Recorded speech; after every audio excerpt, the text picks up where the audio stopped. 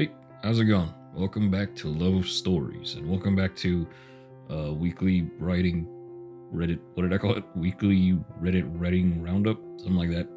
Yep, I'm sticking with the name. Don't worry about it.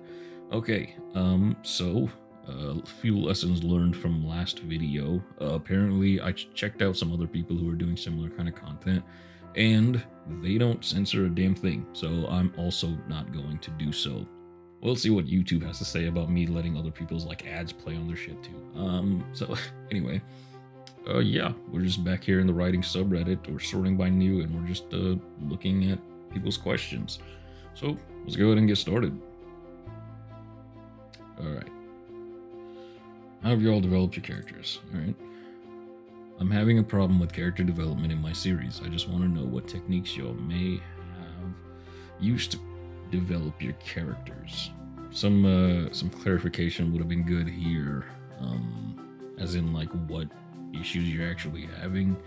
But just generally speaking, I would say the way I do my characters is I give them their backstory, their entire backstory, and then I let the story itself dictate where they end up, right? I usually don't have an ending point for my characters, as in what I want them to be by the end. I just let my story shape who they are. Again, I keep bringing it back to D&D, but that's sort of how I play my D&D characters. It's not up to me to figure out where they're going to end up. I just let the story do it. Or alternatively, I guess, if you do know where they want to end up, you're going to have to morph your story to fit your character's trajectory in the narrative, right? At the end of the day, it's your story. While you're writing it, you're in control of absolutely 100% of everything that's happening. So, shape it to what your character wants. And in my opinion, putting yourself in the shoes of the character is a massive help in that way. Just put yourself in the world, put yourself in the shoes of your character, and just see what they want, see what they want to do. So, hopefully that helps. All right, I think that's good enough. Post.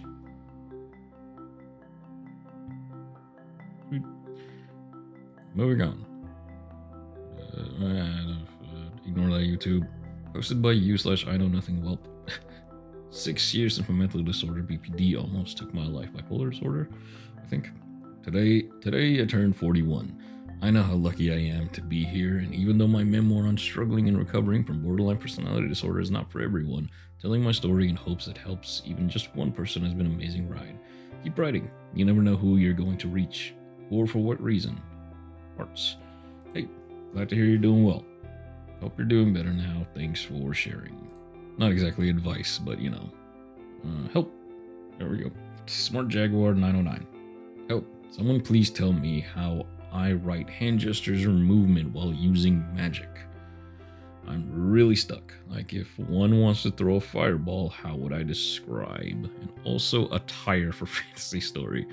All right. The number one piece of advice you're gonna get while asking a question like this is you gotta read more. Dive more into fantasy reading. I would say what you can do that is actually super helpful is watch some actual play D&D games on YouTube, because the DMs who run those are very good at just describing things that are happening, because it's almost entirely in their heads. But yeah, you gotta read more to get examples of this.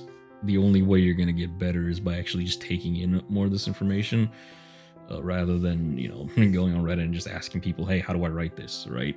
Learn different ways of writing this yourself, and then develop your own style, because that's just what makes the writing part fun, right? It's try something, learn something, try something new, right? So yeah, I would say just read more, and then you'll get a better idea of how to do these things. Oh, hey, look, the very first thing, go read.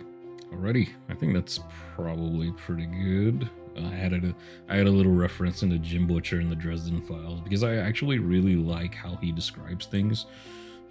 He has a really interesting way of being able to give you a picture of whatever he's describing in his story, give you an image of that in your head, but he does it really efficiently. Like, he uses maybe one or two lines, and you just see what you're meant to see in your head. It's really actually it's something that I actually aspire to be able to do myself.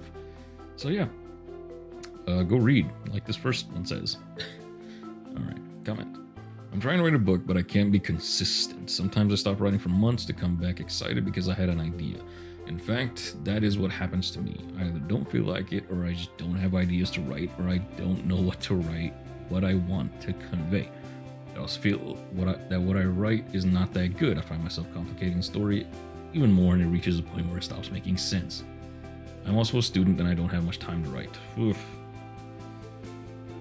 Well, I'm not gonna try. Here's the thing, right? You just jumped into an ocean of people who are in the exact same scenario, right? So first off, you're not alone. There's literally millions of us out here that are in this sort of situations, and we'll either figure it out or we quit. That's how it goes. So I think the one thing you can do, and people are going to tell you this, is in order to be consistent, you have to be consistent, right? Like, you can't stop writing for months. Like, taking days off, taking a couple of weeks off is fine to just let your mind break, or not break, but, you know, take a break. You got to keep going, even if the words coming out of your hands are absolute garbage. You just got to keep going, because you're going to hit a point where everything starts to flow again. I've been through it myself so many times. It's like the doubt and the self-doubt and things like that always get in the way. But you're just gonna get better at pushing through, right? So in order to be consistent, you got to try to be consistent. And I know how it is being a student and being a writer. I get it. I went to college for computer science. You don't have any goddamn time when you're doing that degree. So you got to just make your time. And honestly, you're gonna have to, if you don't have that much time, you're gonna have to sacrifice some other things that you want to do if you're really passionate about this, right? So I'll give myself as an example. I used to spend like 3 hours a day playing video games because I love video games. It's one of the mediums of storytelling that speaks to me the most.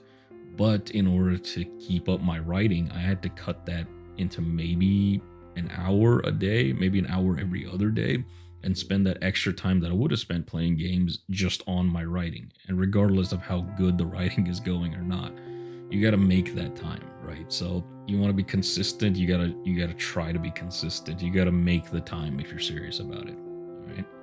All right. I think that's good enough. Post. Okay, I hit the Reddit you've posted enough times, take a break limit, so I guess I'll stop here. Thanks for watching. Hopefully some of this advice helped anybody.